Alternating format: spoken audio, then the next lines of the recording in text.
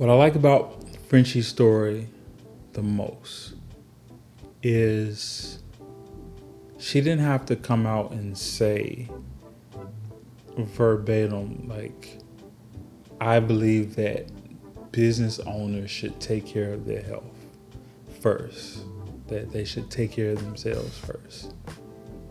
It just came out of her. She just naturally just started talking about not product that she's selling, but she started talking about what she's using. This is what I'm doing. She even, introduced me to a gentleman who's been helping her along the way, and it was genuine. It wasn't forced.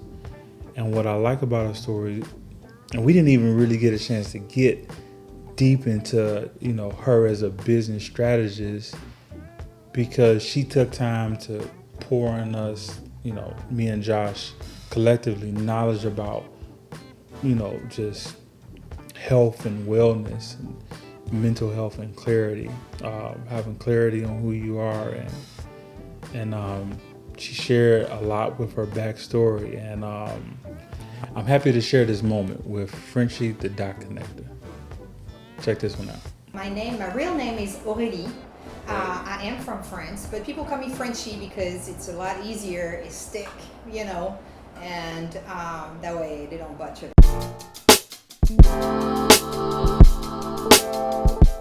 So I moved from France about 10 years ago, almost 11 now, and from the Paris suburbs. Okay. And yeah, so I moved here. I used to be, so my first job here was in an insurance company. I was forensic junior accountant for insurance companies to make sure, some betterment and stuff like that. You was the money manager. Yeah, sort of. No, it was more than that, but and then from that it was too much. The way it was making money, but it was really not something that I was passionate about. It was, and then I got an opportunity to work because my daughter at that time was young. She was 7 or 8. And so I found out that you guys work all the time. You guys have no paid vacation. It's like 5 days a year. I come from, Europe, France. So it's like 6 weeks. Oh, okay. You get 6 weeks, per year, and you get 1 day a month, and you only work 35 hours a week but get paid 40. The system is completely different. So I had to I got hit in the corner of my head. Gotta love America. Yeah, and then so I had to secure and make sure that the job I was having was allowing me to care for my child just in case she was getting sick or stuff like that. So my previous job was not. So working in a school district and absolutely loved the kids in high school, and work in the main office with principals, and just grew onto doing everything for the school. So really literally it was, I grew that position, I outgrew that position, and they were keep on giving me more and more and more, which I was taking on because I was intrigued into taking care of projects and making sure I was, doing what I was supposed to, and then for the kids. But then it's where, if you don't have degrees, if you don't get from certain universities and stuff like that, you don't, you're not growing, your position is not growing. So I end up being paid a lot less than what I was doing for what I was doing. And so after a couple of years, it's like, is it really like it? This is what I'm going to do for the rest of my life? And especially when, it was, and again, at that time I was married, and I lost my dad. This is what triggered me when we're going to lead on to how did I, what led me to entrepreneurship, right? So I come from corporate world in France. I was in fashion for 18 years, traveling around the world to do collections and doing productions and going to factories. Yes, this is how I learned Chinese. And so then you transition me to another country where they just tell me that I need to clock in, clock out, which is really not the way I am. That's not how you program. No, that's not how I'm. Yeah, that's Or not build. who I am. Exactly. So,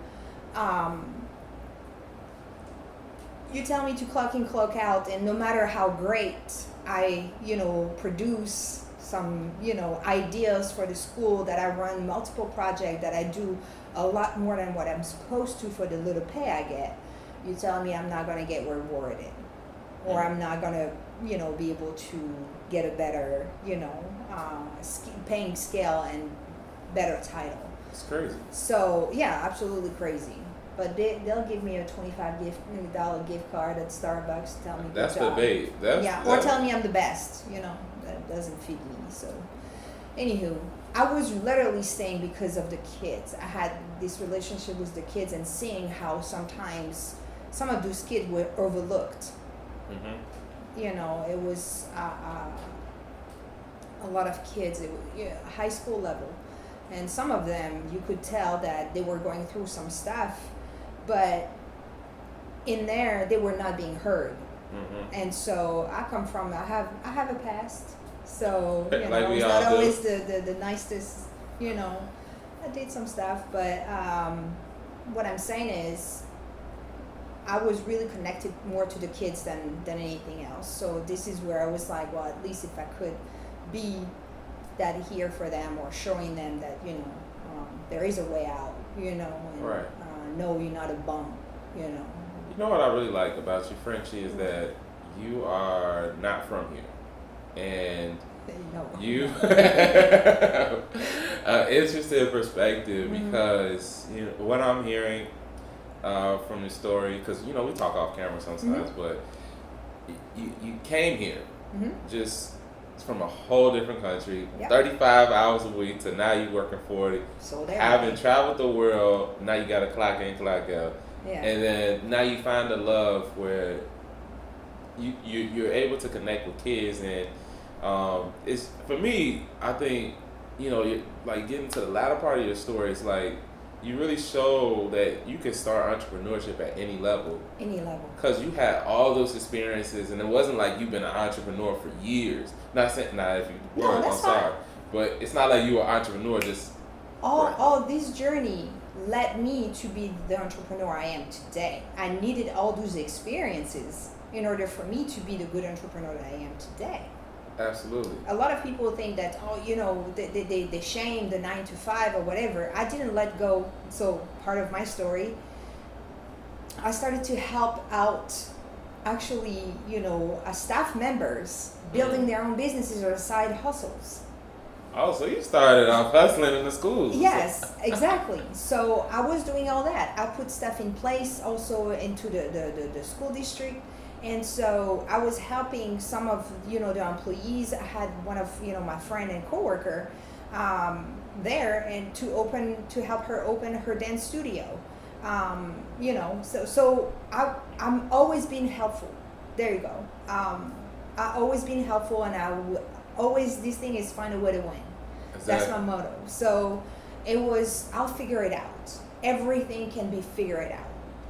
Right? So in the meantime, personally was going through, a lot of stuff, right? So I've been through some, hardship with money and things like that. But when you're a mom, right, and I was supporting the family and stuff like that, you have to figure that out, right? You're against the wall, so you find ways.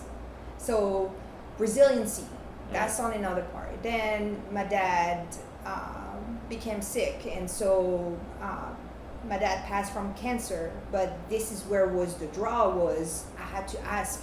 My dad was towards the end, and so I had to fill out thousands of paperwork so they can allow me to go back to France so I can spend a little bit of time before it's too late. And I was like, it's crazy. It's crazy. Like, I need to ask permission so I can fly back and spend time. Not that they were not understanding, but there was too many rules and regulation to just not tell me, just go. Exactly. If that makes sense. And so all this put me into perspective. So lost my dad, and then within 3 months lost my grandmother. I'm sorry. Yeah. So it was my dad in September, then decided to go back for Christmas, and we're like, okay, life goes on, you know. And then the morning that I land, my grandmother passed. So it's all those stuff that, you know, led me to like, okay, is this how my like life's short, like for real. And so it's like me being bitter. I was overweight, you know, I lost 75 pounds, overweight, so my health was not the best. I had, you know, hard time sleeping and apnea because of, you know, my weight and everything, anxiety up to roof because financially it was super hard, you know, in a household, not having the best, you know, marriage at the same time, but keeping it all together. And so at some point I was a ticking bomb, literally. And so one morning in traffic to go to school, I'm like, is this it? Is this how my life's gonna be? Literally, that's how I was. And I'm like, that can't be. And so I'm like, okay, it was really facing yourself. Okay, I'm not happy about the way I look. I'm uncomfortable all the time sitting and doing different things. I don't even want to go to the park when my kid wants to go play because the way I feel, right? And so I'm like, this gotta change. I need to stop making excuses. And so that's that piece. And I'm like, okay, you don't like what you're doing, or you don't like all the time huffing, puffing, like, I can't believe I did all this and they didn't pay me, or they pay somebody else, you know?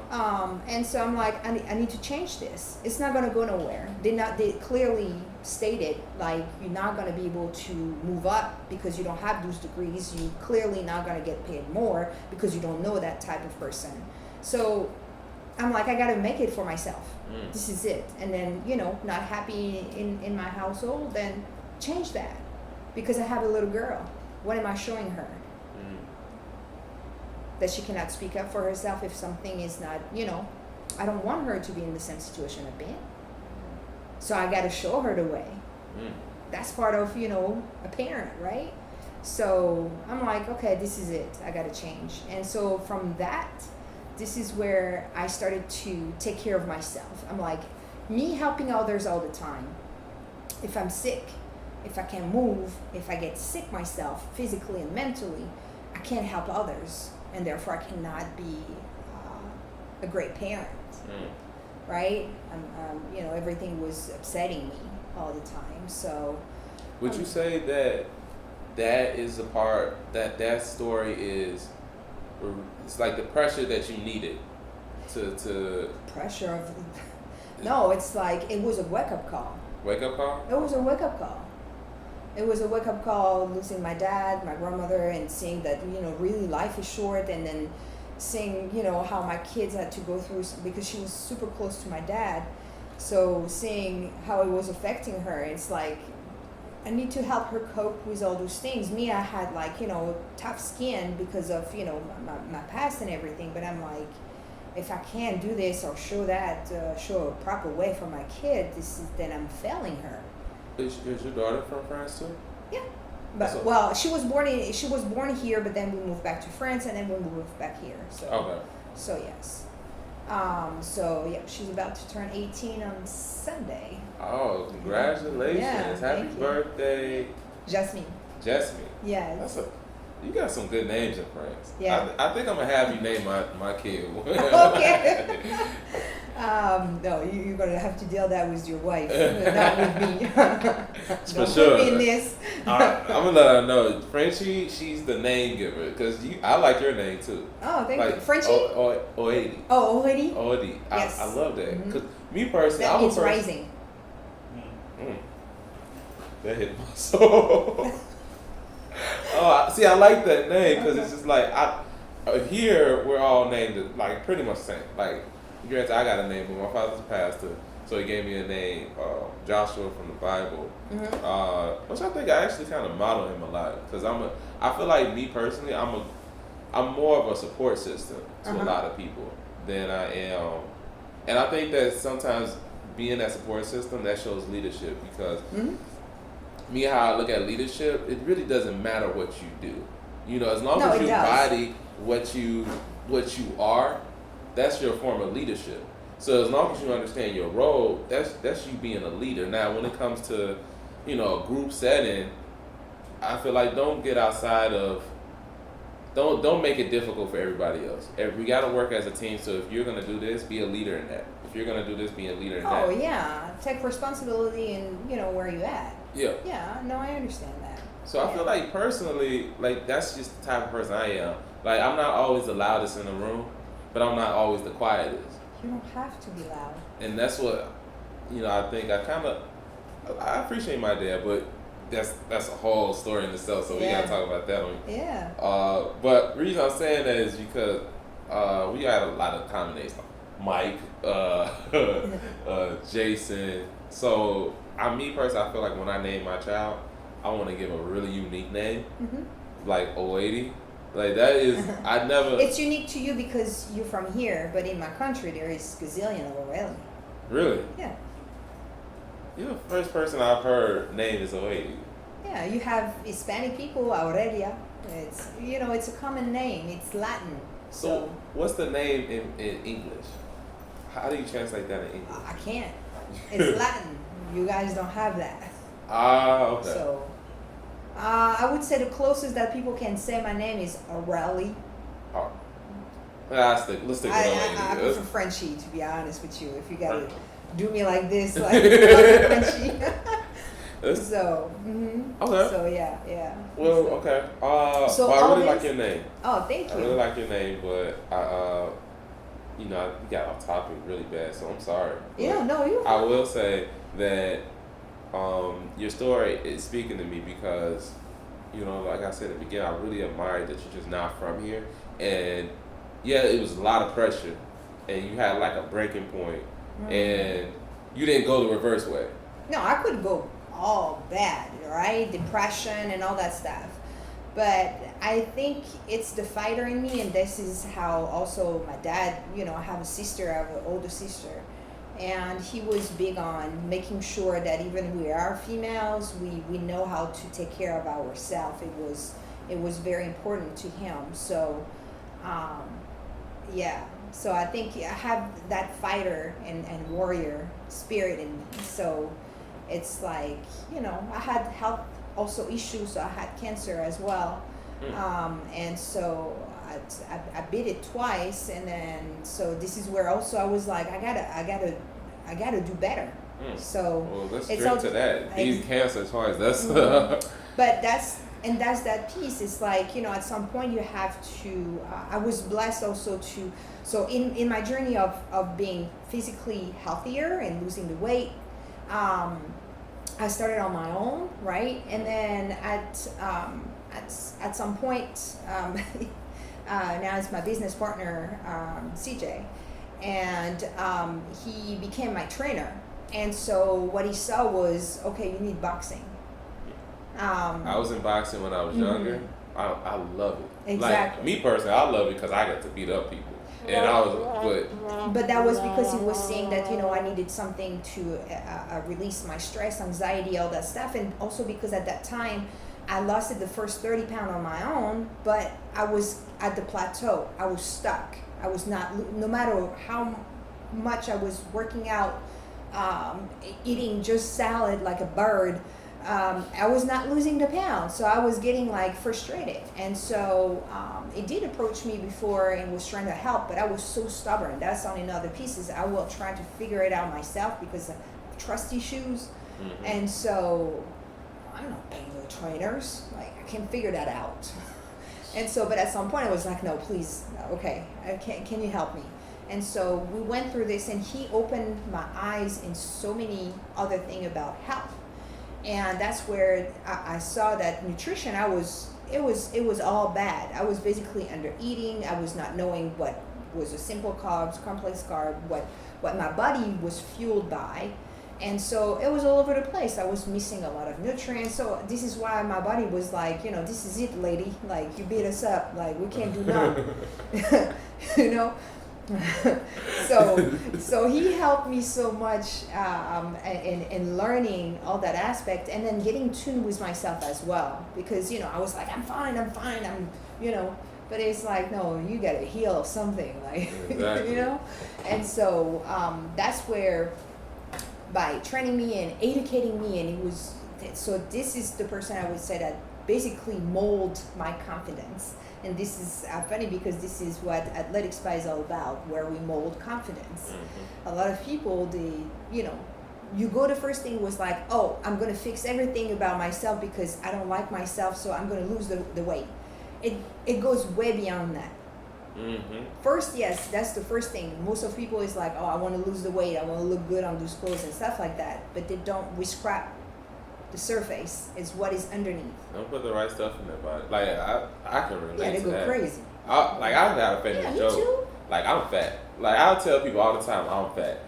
See, you look at me crazy, but I say this because Why you say that about yourself? because I think I can get better, and that's like you can get better. So how about you switch the I'm fat to, come on, Joshua, you can do better. Okay, I can love myself a little better. I should love myself a little better. Instead of saying you fat. And it come from a person that I've been abusing myself in that area. I should love myself a little bit. I'm gonna, you know what? I'm gonna take that. You have to change your relationship with food. It's a relationship. I had to do the same. You know what? What? You just hit my heart because I'm a foodie, but I'm a foodie too. I will say that is so important. But look at for what it is. It's the same thing in anything. Sometimes we want to see what it make us feel when we eat, right? I love food too. Don't get me wrong, but you have to understand what it does to you. So if you really do love yourself and you want to feel better, everything starts with what you put inside of your body, and then it will affect also how you think. When you eat all those big fat meals, it hits your spot there because you're like, that was so good. But how do you feel right after? Do you feel like running? Do you feel like doing some work, some intense work for your business and learning stuff, or are you feeling a little bit lethargic and you're like, let me unbutton and let me relax a little bit? I will say, when I went vegetarian for like 4 months, I felt clarity, light. It was a high, and I say that respectfully. Yeah. It was a high that I'm like, man, like I'm not like this is living. Exactly. This is really living, where you're more in tune. I'm just like, vegetarian, that's the one without cheese, right? Because that's the one I did. Because I know I had I have macaroni cheese. I'm smacking that at every Thanksgiving dinner. Jerk Alfredo, any type I'm smacking it. Mm-hmm. I'm just knocking that back. Yeah. But is it vegan? Is that the one where it's just without cheese, or vegetarian? Because I went vegan is without cheese, eggs, any dairy, any meat, anything that vegan is I'm plant-based. I don't want to call myself vegan or stuff like that. Okay. I will call myself plant-based. So I went completely cold turkey. I just said, I'm gonna just do this. So I went vegan. Yeah. So excuse me, not vegetarian but vegan. So thanks for that. Uh-huh. And I did that, and I just had I got so much stuff done. Okay, so did you do honey? You still do honey? Oh no, I haven't. Because vegetarian can go all the way to don't do honey, don't wear no leather, Oh no, I wasn't that vegan. serious. That's what I'm saying. I was like, I was just vegan in reference to like the foods I eat. Yeah. So like with that, I didn't eat cheese, which is a good. You should not eat cheese. I agree. You should not eat meat, but that's on another subject, because it took me like 38 years to understand that piece. So same thing, thanks to CJ to educate me on that. So I didn't want cold turkey. I started learning, and then I started not red meat. Then from red meat, and I never eat pork. From red meat went to white meat, from white meat to just fish, and then I found out that fish is no good either. Really? Yeah. Mm-hmm. Well, can you touch on that? Yeah. Well, first, do you see how the ocean is? And then second, it's it's arsenic. There's arsenic in there. It's toxic. It's not good for you. And then people that like shrimp and all that stuff, it's cockroach of the ocean. It's all crap. It's feces. You are breaking my heart. Eating fried feces. You are breaking my heart because but it's a process. I I ate all that before, so this is why I'm like, when there is people, it's like, first off, is don't be judgmental, because people don't know what they don't know. Like, I didn't know what I didn't know. But then it's like, now you're faced with knowing it. So first, he approached me with those things. I had to make my own research and look into it myself. And I didn't the next day saying, I'm not doing this. It was more like, okay, oh man, that was good though. I love salmon. Like, I could smack some salmon, some tilapia, all that kind of stuff. It was good. Now, I will say I stay away from tilapia. Yeah. But all the other stuff. But the same thing. If start Googling, like, people are so quick on Googling stuff about, if you tell them, stuff like that, or, how chicken is so bad for your health, it fuck up everything on your inside. But people don't want that, because it's they just think of the pleasure that they're getting it, but you're not going to be there long, or you're going to have to live with a lot of disease, But so, okay, that's the route you want to take. You can't force people. But all I'm saying is, like, don't slap me or look at me like, she's vegan. That was getting at work. Was, she don't eat. I said, no, I do eat. I don't eat the crap you eat. That's the difference. But it was like taking, like, they were getting like mad even sometimes. I'm like, what did I do to you? This is my choice. You do what you want. So it's that piece, and that's where I'm like, maybe it triggers something to them, because they probably cannot do what I'm doing, or they're not understanding me. So that's their approach. Right? So that's where I'm like, it also bring me more peace. I started to, because before I was getting ready, like, to snap back and all that stuff, and I'm like, it's not worth it. I know what I'm going. Exactly. So that's that piece, and it's like, I hope, she feels better soon, but yeah, so health was huge, because from that, the more I was feeling better, energized, feeling good about myself, my confidence level was starting to bring up, right? Before, I was always proving a point of how good I was at work, because that was the only thing. All the rest was shit around me. I was not feeling good about myself. I was not confident. So I was saying sorry all the time. I was, getting defeated very often, but I was good at working. So I'm like, I'm going to be a good worker, and I'm going to be a good supporter, and this is what I'm going to be good at, because all the rest I'm not. But as soon as I started feeling better about myself, then my confidence level, and then that's where I was like, okay, I want to learn this. No, I'm not scared of trying this.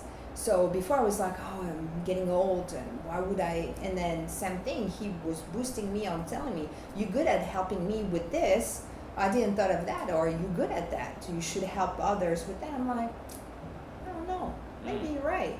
And so I started doing that, and I created my business in 2018 while still working at the school district. So I didn't let go. I didn't say, oh, okay, this job, and I'm going to do this. I was like, okay, still, because, don't operate out of emotion.